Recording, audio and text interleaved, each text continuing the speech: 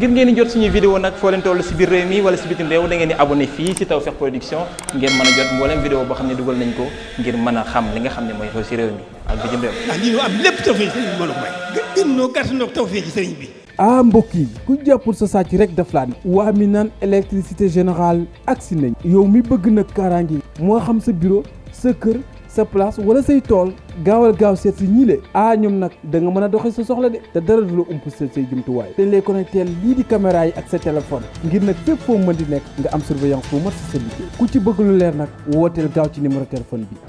mbokki internet Tawfekh Production di leen fàtte toujours il faut abonner ci chaîne de YouTube boobu Tawfekh Production ngeen bës cloche bi ngeen am information yi en temps réel. wax naa ko sànq lu jëm ci manifestation yi waaye nag benn côté am na loo xamante ni du mu ci ànd tey du mu ci ànd ëllëg franchement je ne peux pas cautionner ici des manifestations qui débordent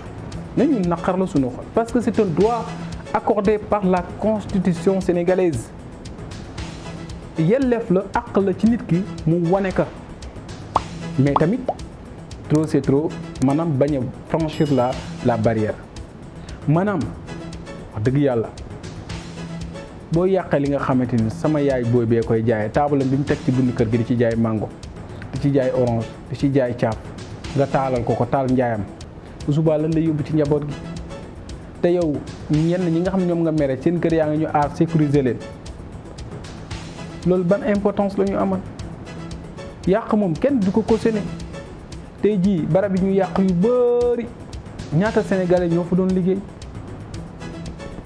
ñaata sénégalais ñoo fa doon liggéey te yàq aada wuñ ko wax dëgg yàlla ñi ciy kar manifester dafa am dañu war a manifester ku am lu la naqari ci yow da nga koy manifester kooku c'est un droit absolu c'est un droit fondamental laa bëgg a wax bokk c'est un droit fondamental kenn mënu koo dindi mais nag wax dëgg yàlla sa dëkkandoo nga fekk mu taxaw nga ne ko duus paaka jam ko nangu yëfam dugg ci place jàmm nangu la mu yar yàq googu noonu ban importance la ñu amal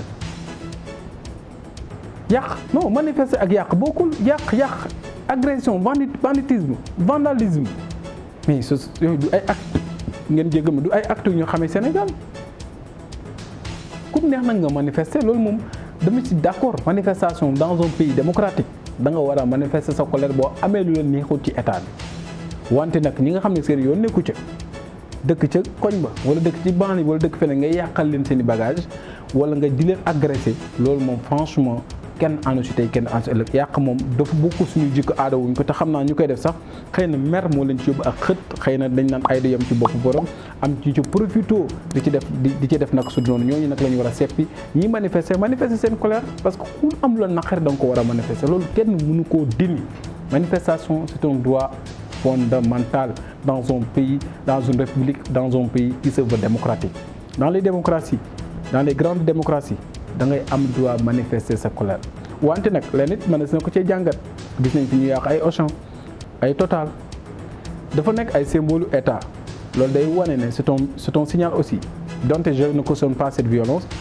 état bi aussi donte ay Sénégal tamit ñoo fay liggéey nañ ko bàyyi xel ñu embauché leen di leen fay ñu yore kër yore njaboot day def lépp.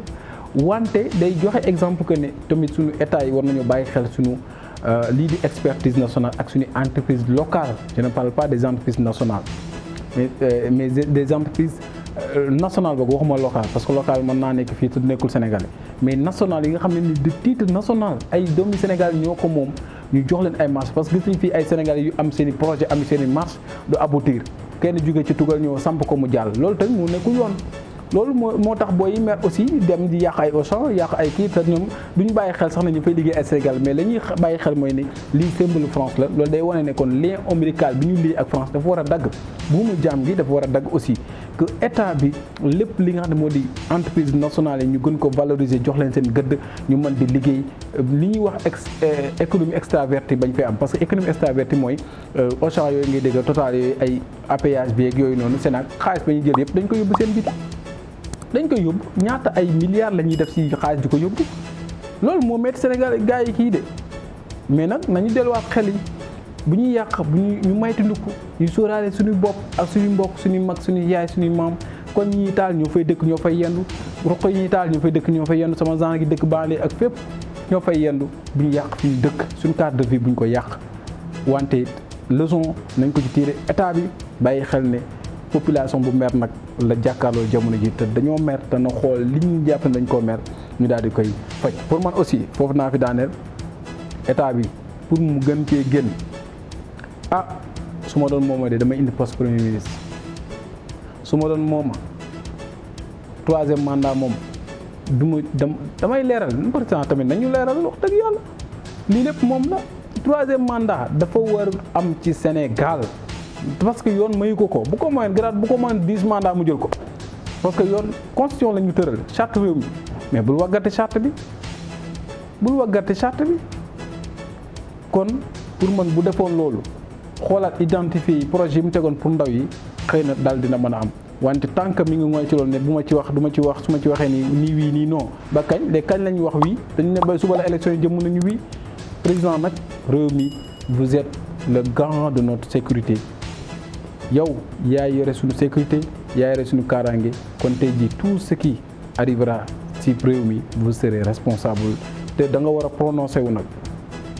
voilà. mbokk yi ku jàppul sa sàcc rek daf laa ne waa mi naan électricité générale agsi nañ. yow mi bëgg nag kaaraange moo xam sa bureau sa kër sa place wala say tool gaawal gaaw seet si ñii le ñoom nag da nga mën a doxee sa soxla de te dara du la ump say jumtuwaay dañ lay connecté lii di caméra yi ak sa téléphone ngir nag fépp foo mën di nekk nga am surveillance bu mat si sa liggéey ku ci bëgg lu leer nag wooteel gaaw ci numéro téléphone bi.